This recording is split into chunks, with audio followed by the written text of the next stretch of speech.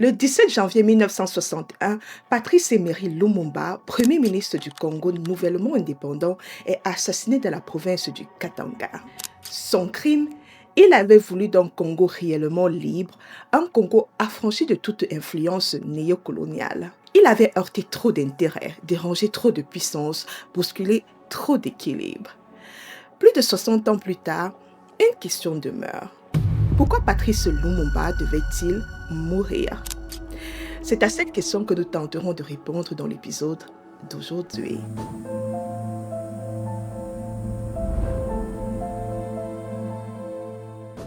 Le 30 juin 1960, le Congo, ancienne colonie belge, célèbre son indépendance. Une chanson a même été créée pour l'occasion.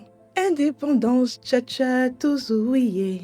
Bon, malheureusement, je ne peux pas te la faire écouter ici, je n'ai pas de droit sur la musique. Pour comprendre pourquoi cette indépendance était si importante pour les Congolais et surtout les traumatismes qu'ils ont traversés, il faut remonter un siècle en arrière.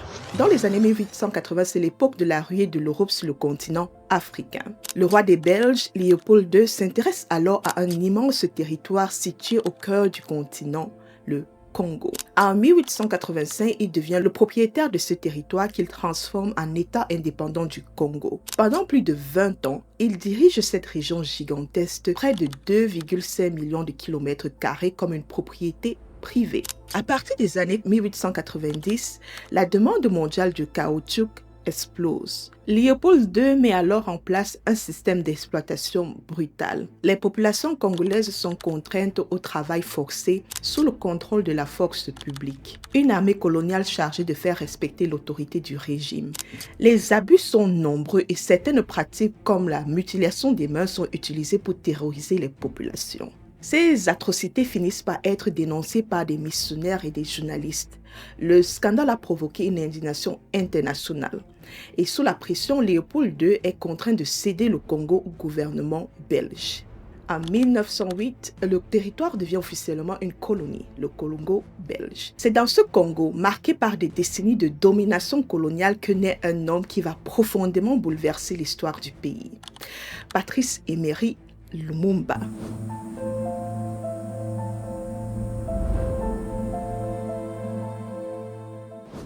Bon, avant de poursuivre ma narration, je vais faire ma promotion. Si tu es arrivé à cette étape de la narration, ça veut dire que ce dont tu parles ici t'intéresse. Alors, je vais te demander gentiment de me laisser un commentaire, de me laisser un like et si tu n'es pas encore abonné, abonne-toi. Ici, nous parlons d'histoire politique de l'Afrique et de temps en temps, nous nous intéressons à l'actualité politique et géopolitique africaine. Alors, si ce sont des sujets qui t'intéressent, tu sais ce qu'il te reste à faire.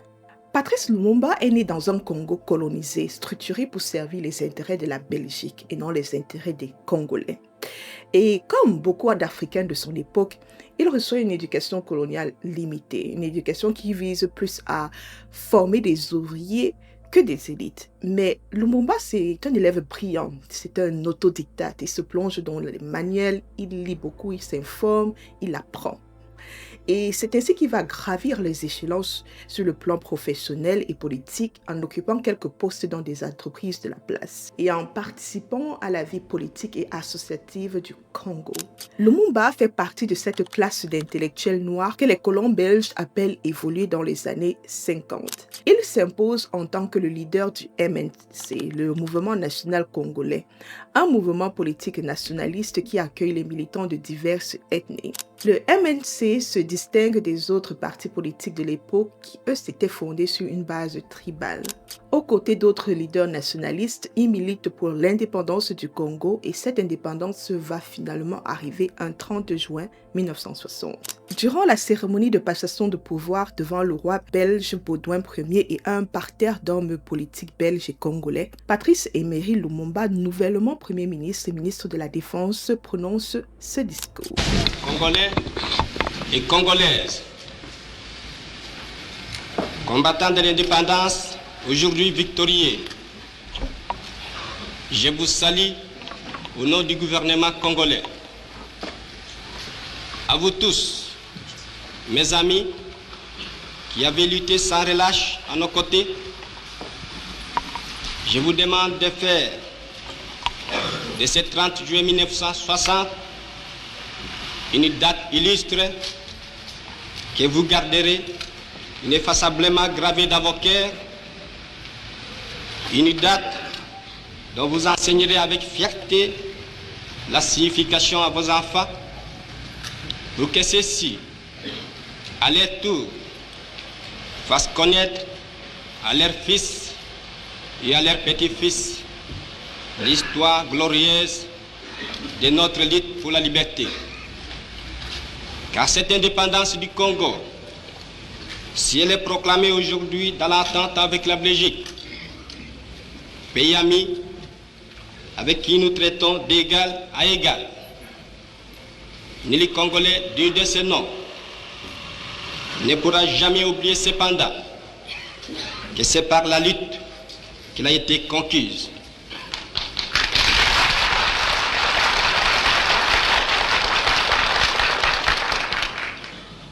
Une lutte de tous les jours, une lutte ardente et idéaliste, une lutte dans laquelle nous n'avons mélangé ni nos forces, ni nos privations, ni nos souffrances, ni notre sang. Cette lutte qui fit des larmes, des feux et des sang, nous en sommes fiers jusqu'au plus profond de nous-mêmes, car ce fut une lutte noble et juste, une lutte indispensable pour mettre fin à l'humiliant esclavage qui nous était imposé par la force. Le discours de Patrice Lumumba n'était pas prévu. Selon le protocole officiel, seul le président du Congo, Joseph Kasavubu, et le roi des Belges, Baudouin Ier, devaient intervenir. Lumumba intervient parce qu'il n'avait pas apprécié le discours de Baudouin. Il n'avait pas non plus apprécié la réponse de Kasavubu. Alors, qu'est-ce qui s'était passé? Lors de son discours, Baudouin rend hommage à Léopold II, le fondateur de l'État indépendant du Congo. Il va même jusqu'à présenter la colonisation belge comme une œuvre civilisatrice, une œuvre dont les Congolais devraient être reconnaissants. Et après lui, c'était maintenant Kasavubu qui avait la parole. Kasavubu adopte un ton diplomate, apaisé, il parle d'unité nationale, de construction du pays, sans vraiment revenir sur les propos choquants du roi Baudouin. Mais imagine-toi, nous sommes en pleine cérémonie d'indépendance. Les propos de Baudouin n'avaient pas leur place. C'était une humiliation supplémentaire pour le peuple congolais. Alors Lumumba décide de marquer le coup. Dans son discours, il dénonce les humiliations vécues par les Congolais pendant la colonisation et surtout, il envoie un message clair à la Belgique. Désormais, les choses ont changé. Il ne s'agit plus d'une relation entre colons et colonisés, mais d'une relation d'égal à égal entre deux pays amis. L'accueil du discours de Lumumba est mitigé. Côté belge, certains responsables politiques le vivent comme un affront. Le roi Baudouin lui-même était furieux. Du côté congolais, certains Congolais estiment que Lumumba a manqué de tact, tandis que d'autres pensent que ce discours était nécessaire. Quoi qu'il en soit, ce n'est pas ce discours qui va provoquer la chute de Lumumba. D'autres événements beaucoup plus graves vont précipiter sa descente aux enfers. La mutinerie de la force publique et la sécession du Katanga.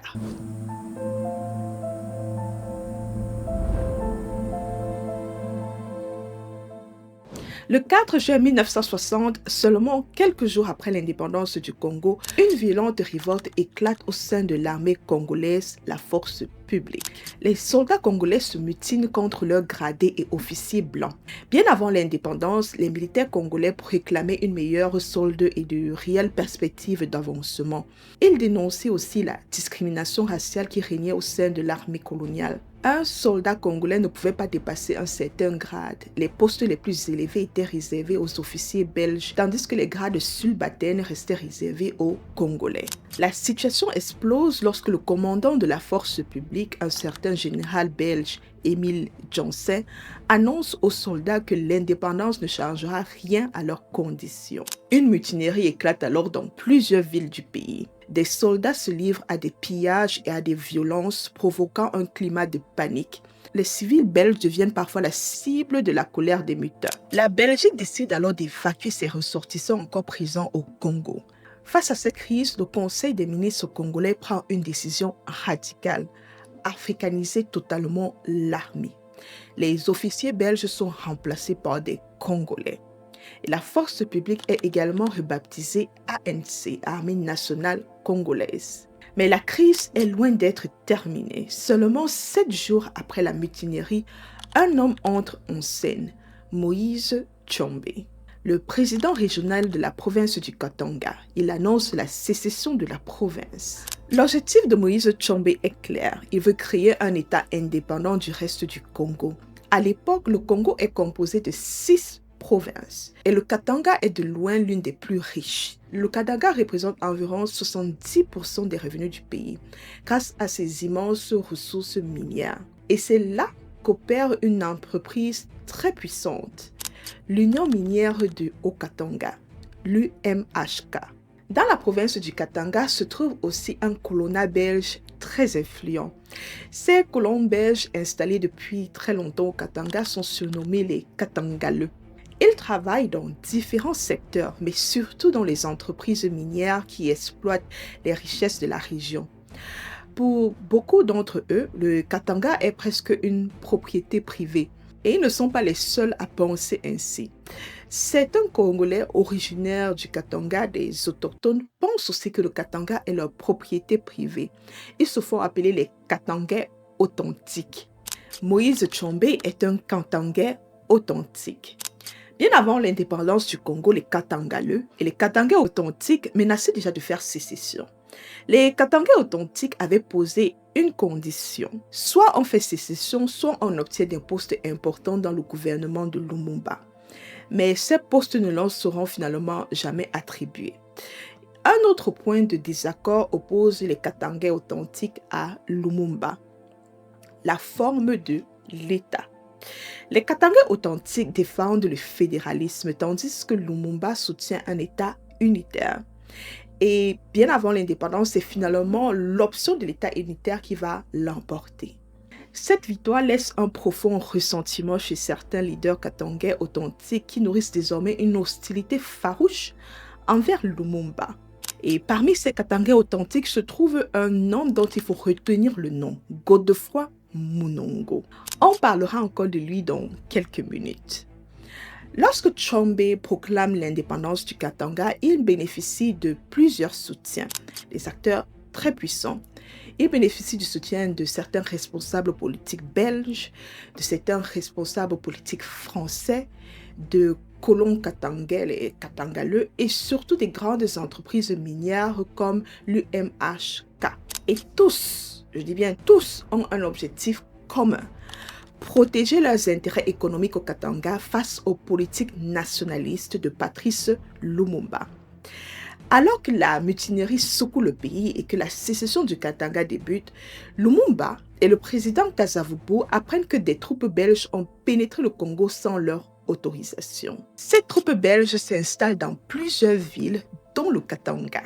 On a donc des troupes belges qui s'installent sans autorisation dans plusieurs villes d'un pays indépendant, mais qui s'installent surtout dans une province en pleine sécession. Est-ce que tu vois un peu l'incident diplomatique que ça crée? De son côté, la Belgique affirme que c'est pour protéger ses citoyens. Mais pour Lumumba et Kasavubu, c'est une violation de la souveraineté du Congo. Le 4 juillet 1960, le gouvernement congolais rompt les relations diplomatiques avec la Belgique et menace de faire appel à l'Union soviétique si les troupes belges ne quittent pas le pays. Nous sommes alors en pleine guerre froide. Le monde est divisé en deux blocs, le bloc de l'Ouest qui est mené par les États-Unis et le bloc de l'Est qui est dominé par l'Union soviétique. La Belgique fait partie du bloc de l'Ouest. Lumumba, c'était un dirigeant très dynamique, il est présent sur tous les fronts, à l'inverse du président Joseph Kasavubu qui adopte souvent une attitude plus prudente, parfois en retrait lorsqu'il s'agit de prendre certaines décisions politique. Donc, dans les faits, c'est donc surtout Lumumba et son gouvernement qui conduisent la politique du pays. Ainsi, lorsque Lumumba et Kasavubu évoquent la possibilité de faire appel à l'Union soviétique, plusieurs responsables belges commencent à percevoir avant tout Lumumba et beaucoup moins Kasavubu comme un leader proche du communisme. Dans les milieux politiques belges, une idée commence à circuler. Lumumba est un homme dangereux qu'il faut écarté du pouvoir. Des campagnes de propagande anti-Lumumba sont donc lancées par certaines autorités belges pour fragiliser son gouvernement.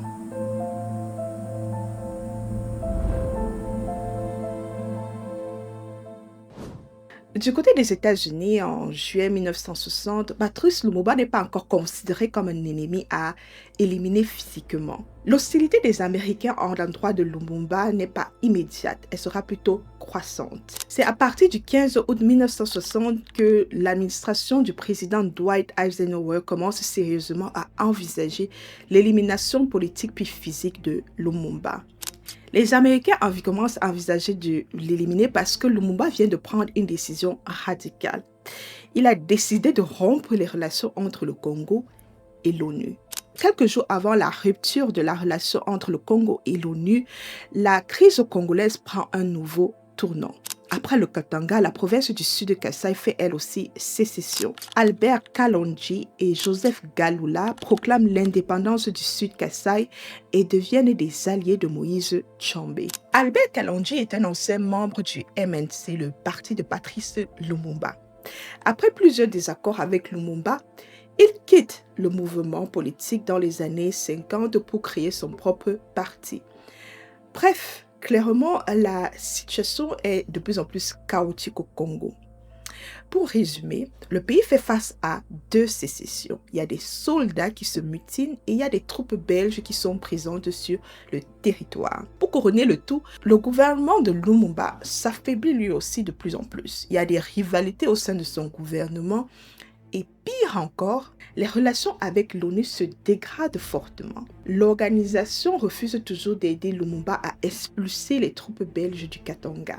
Pire encore, le secrétaire général de l'ONU, Dag Hammarskjöld, son nom est trop difficile à prononcer. Bref, le secrétaire général de l'ONU rencontre Moïse Tshombe au Katanga sans prévenir Lumumba.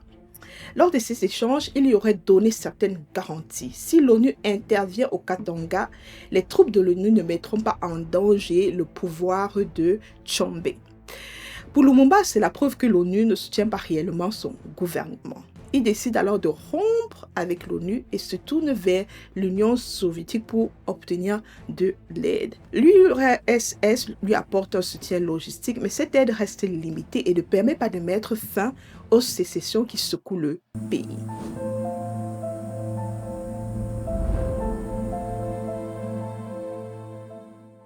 Bon, si je te dis qu'il y a une autre crise, tu ne seras pas étonné, n'est-ce pas? On est déjà habitué.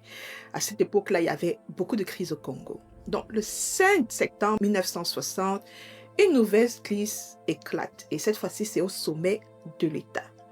Le président Kasavubu annonce la destitution de Patrice Lumumba. Il l'accuse de mauvaise gouvernance et d'entraîner le pays vers la guerre civile. Lumumba refuse cette décision. Avec le soutien du Parlement, Lumumba annonce à son tour la destitution de Kasavubu. Le Congo se retrouve alors avec deux gouvernements rivaux, le gouvernement de Kasavubu et le gouvernement de Lumumba. Le pays est paralysé. Le 14 septembre 1960, un troisième acteur intervient, le colonel Joseph Mobutu. Il fait un coup d'État. Mobutu est un ancien collaborateur et un ancien ami de Lumumba. Le coup d'État de Joseph Mobutu était en fait un plan monté avec l'aide de la CIA pour écarter Lumumba du pouvoir et stopper l'expansion des soviétiques au Congo. Avec le soutien discret de la CIA, Mobutu suspend les fonctions de Lumumba et de Kasavubu. Mobutu devient alors l'homme fort du Congo. Il expulse les diplomates soviétiques du pays et il ne prend pas le pouvoir. Mais avec le soutien de la CIA, il met plutôt en place un gouvernement provisoire constitué de jeunes universitaires. Patrice Lumumba est mis en résidence surveillée. Il va s'échapper de sa résidence surveillée avec quelques compagnons pour se rendre à Stanleyville, son fief. Mais ils sont finalement arrêtés par des soldats congolais. Voici ce que l'on sait sur son assassinat.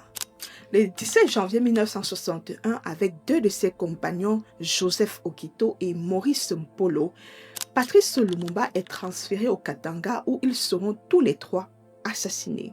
Plusieurs acteurs sont impliqués dans ce crime. Nous avons des responsables katangais, des officiers belges, des mercenaires et certains services secrets occidentaux, notamment la CIA. Parmi les responsables katangais figurent notamment Moïse Tshombe et Godefroid Munongo. Selon plusieurs sources, Mobutu, l'ancien collaborateur de Lumumba, aurait facilité son transfert vers le Katanga, ou du moins, il n'aurait rien fait pour empêcher le transfert de Lumumba au Katanga. Pourtant, il savait qu'un transfert au Katanga signifiait presque certainement la mort de Lumumba. Alors, pourquoi Patrice Lumumba devait-il mourir? Patrice Lumumba devait mourir parce qu'il représentait trop de menaces à la fois. Malgré sa chute, il restait toujours populaire auprès d'une partie de la population congolaise. Il menaçait les intérêts économiques des grandes compagnies minières au Katanga. Il inquiétait les puissances occidentales en pleine guerre froide, surtout lorsqu'il se tourne vers l'Union soviétique. Pourtant, Lumumba n'était pas fermé à l'Occident. Il avait également sollicité l'aide des États-Unis. En fait, Lumumba était prêt à se tourner vers n'importe quelle puissance qui pouvait l'aider à se débarrasser des troupes belges sur son territoire et à mettre fin aux sécessions. Lumumba dérangeait aussi certaines élites congolaises qui voyaient en lui un leader trop puissant. En quelques mois seulement, Patrice Lumumba s'était retrouvé au centre d'un affrontement entre les intérêts économiques, des rivalités politiques internes et de tensions internationales. Et dans ce contexte explosif, son élimination apparaissait pour certains acteurs comme la solution la plus saine. Mais sa mort ne fera pas disparaître son influence. Aujourd'hui encore, Patrice Lumumba reste l'un des symboles les plus puissants de la lutte africaine pour une indépendance véritable. Voilà, c'est tout pour aujourd'hui les amis. J'espère que l'histoire de Patrice Lumumba vous a plu. On va revenir avec un autre épisode sur l'histoire du Congo. Peut-être pas ce mois-ci, mais les mois à venir. Alors on se dit à la prochaine histoire.